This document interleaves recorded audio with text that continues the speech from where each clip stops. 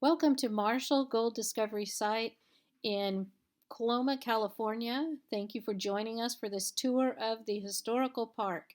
Enjoy your time. This is the Gold Discovery Site in Coloma, California. On January 24th, 1848, James W. Marshall discovered gold in the tail race of Sutter's Mill. This event caused many people to flood into California for their chance at finding gold and becoming rich. You are looking at the sawmill.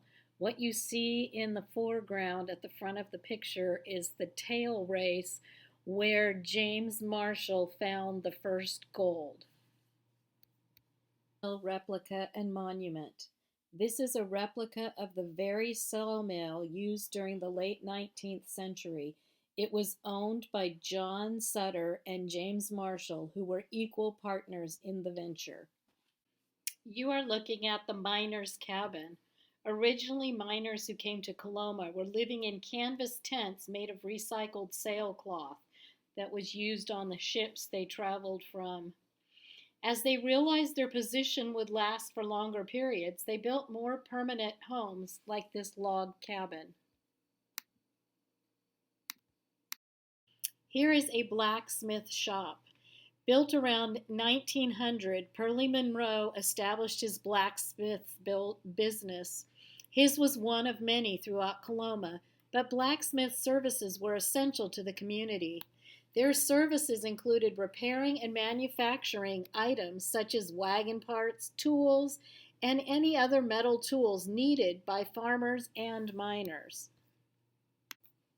This is the post office, built in 1930s. This post office still provides United States Postal Services to this area today. It is one of at least 6 different post offices that have served the Coloma area. Here you see the original Sierra Nevada House. Built in 1850, the Sierra Nevada House was a hotel known for delicious food, grand ballroom music, and comfortable beds. Operated by Robert Chalmers, it served many travelers until it was destroyed by fire in 1902. A new hotel was built the following year, but it also burned in 1925. It wasn't until the late 1950s or early 60s that another Sierra Nevada house was built 1 mile down the road on the site of an old Chinese mining camp. In 2015, fire consumed the second floor of the establishment, and the remains have since been removed. You are looking at James Marshall's cabin. This was the original home of James Wilson Marshall. He occupied it from 1856 to 1879, during which time he made his great gold discovery. Born in New Jersey in October 8th of 1810, he traveled to California in 1845 and eventually died in Kelsey, California in 1885. You are looking at the Marshall Monument. The state of California purchased this site in 1887 and constructed this monument in honor of James Marshall, the discoverer of gold. It marks his actual burial place and features a statue of him pointing to where he first found gold on the American River.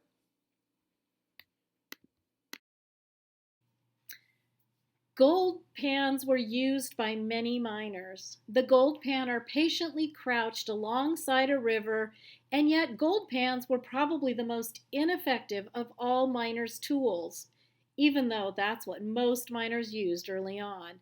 As word leaked out in 1848 about gold in the Sierra Nevada foothills, early day entrepreneur Sam Brannan cornered the California market on pans, picks, and shovels. Without lifting a finger to do any gold mining on his own, he became California's first millionaire by catering to the needs of the miners. Miners who couldn't find pans made do with kitchen bowls or whatever else they could find. Here you're looking at another popular tool. This was the rocker or cradle.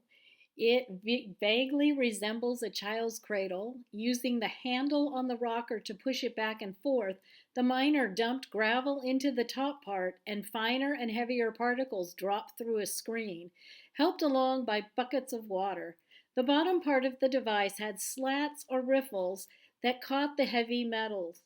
After many shovel loads of gravel were pushed through the rocker, the miner would then use his gold pan to sort out the heavy minerals and, with luck, find gold.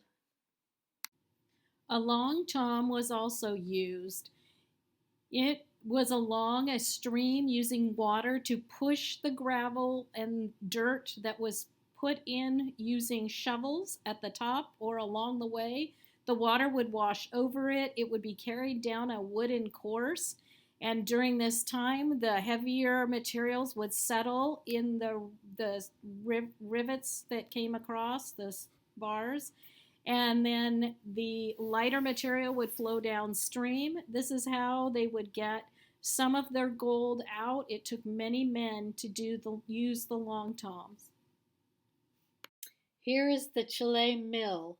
Once gold had been discovered, many experienced miners traveled to Coloma from Chile. In 1848 and 1849, they introduced the Chilean wheel, which ground the ore between two heavy stones. This was a traditional Mexican method for extracting gold and silver. However, it was too slow for the impatient Americans. This is the arrastre. The Mexicans also introduced this gold extraction method that used mules and horses. The heavy stones pulverize the gold-bearing ore so the gold can be collected. The process was effective, but like the nearby Chile mill, it was too slow for the American miners. You are looking at hydraulic mining. Drawing water from higher ground through riveted pipes and iron nozzles called monitors could shoot a powerful spray to level hills. The gold deposits were washed into sloughs where it was then extracted. However, this process deposited large amounts of silt into the Sacramento and San Joaquin rivers, causing flooding. Eventually, the process became unprofitable and the industry ended. Here you see a stamp mill. Once gold was discovered, mills were needed to process the ore. They were brought in to crush the rock with iron pounders called stamps. Once the rocks were particle size, they were able to sift and isolate the gold from the other materials. Thank you for joining me on this tour of Marshall Gold Discovery Park in Coloma, California. Information was taken from marshallgold.com, Park Highlights.